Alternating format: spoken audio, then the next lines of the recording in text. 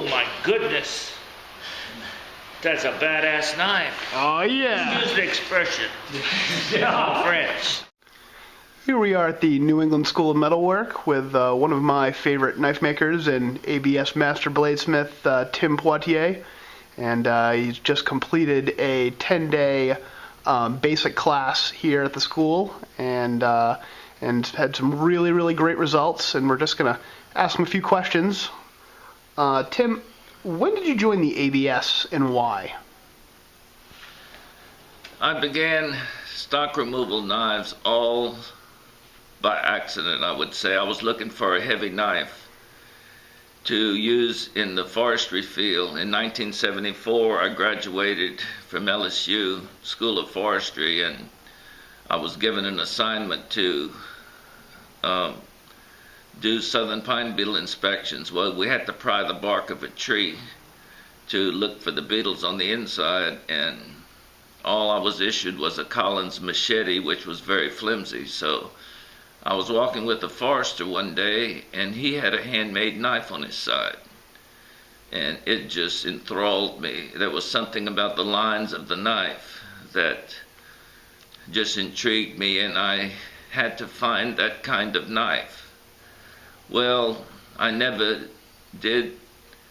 In the next few years, one of the sawmill operators said, "My dad was a blacksmith, why don't you take that saw blade and cut you out one?" So that's what I did. I used a cutting torch and started grinding with a side grinder, a body grinder, and hand filed it. Started carrying it, and landowners would tell me how nice the knife was. And a landowner in Pine Prairie, Louisiana said, "There's a guy down the road that makes knives." So I said, well, we got to stop by and visit him. When he showed me his knives, they were the same style as that forester's.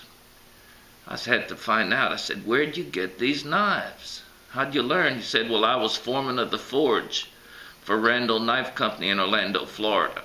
So I became very interested in the Randall knives. Well, I had already started my quest on hand making them, so I was using his method. All we had at the time was a grinder, and we were cutting the blades out of a saw blade and just using the temper in them. Well, it just didn't seem to hold up like I wanted to. And I was reading in the magazines in 1981, I was getting the Blade magazine, and they were talking about how forged blades just outperformed every knife available. And it was hard for me to believe that because I knew my knife didn't. But I had to find out.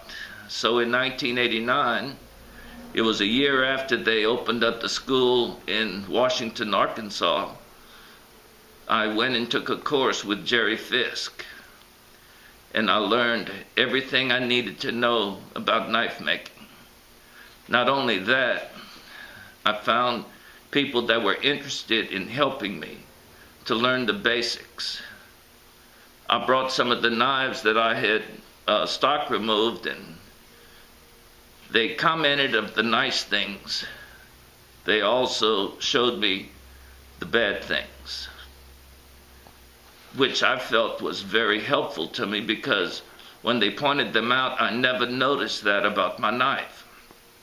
So I joined the American Bladesmith Society at that moment and began a journey on staying as an apprentice for 2 years.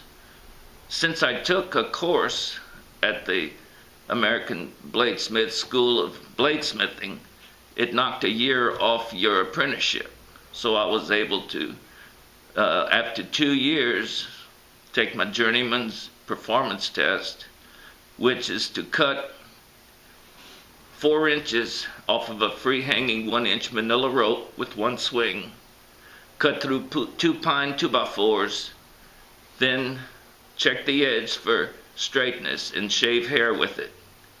Then bend the knife 90 degrees and it not break.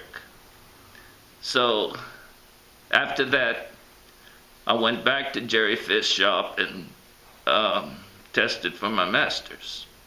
I received my master's rating in 1994, and they asked me if I wanted to be part of the instructional board.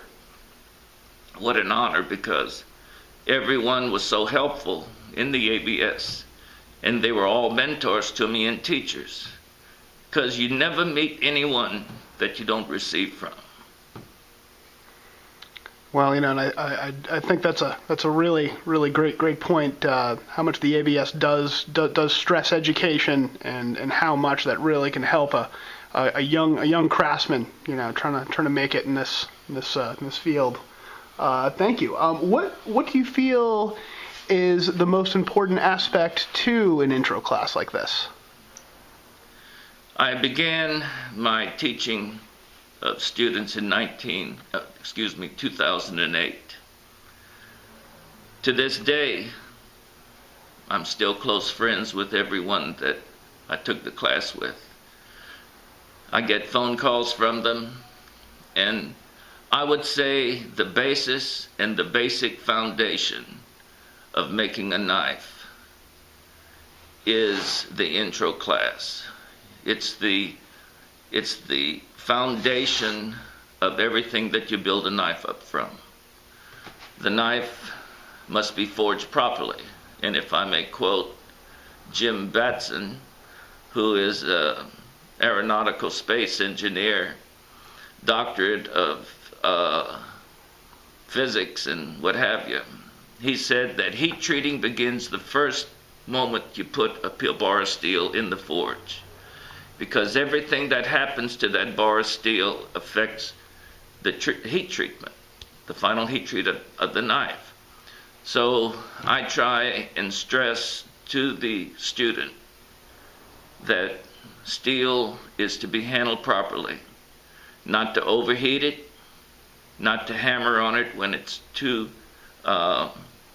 when the color has left it, because steel is malleable, and once it begins to turn black, it won't move anymore, and if you keep hammering on it, chance that there'll be some kind of structure damage in it.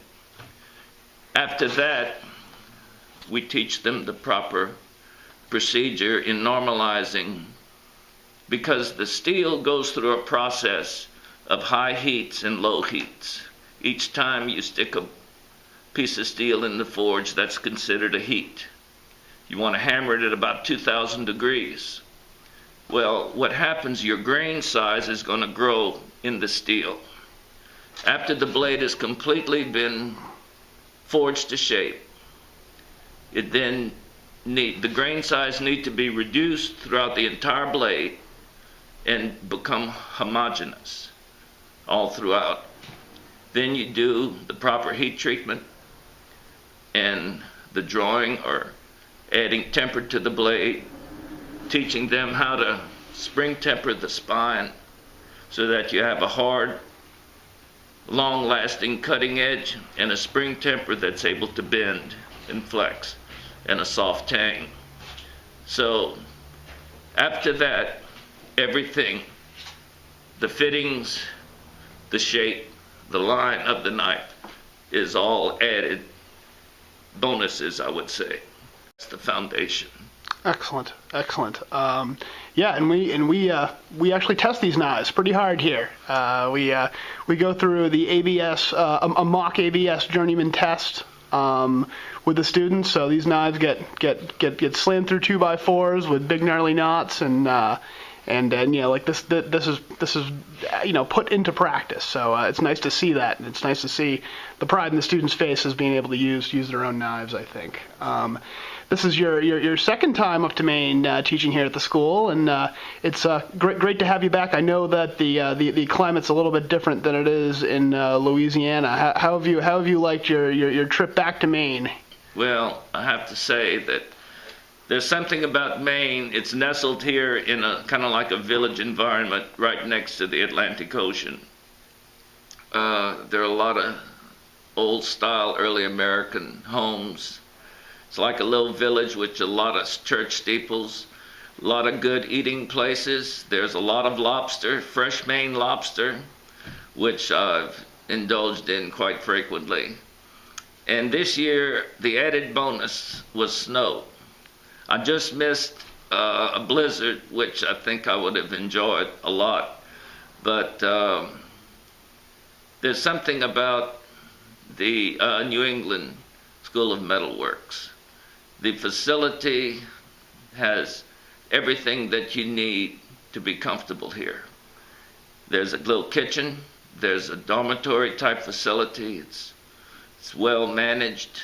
There's good 2 full-time administrators that make sure that the equipment is maintained, and the shop has, I think, 6 coal forges and 6 propane forges with air hammers and different styles of treadle hammers, vices, tools of all kinds, because it started off as a blacksmith. And blacksmithing schools and American bladesmithing schools go hand in hand. You're both pounding out metal. And we have a lot to thank to Don Fogg and Jim Batson, who, after visiting this place, said that this is a school that needs to be added on to the American Bladesmith Society schools. And I'm very thankful to be part of the instruction here.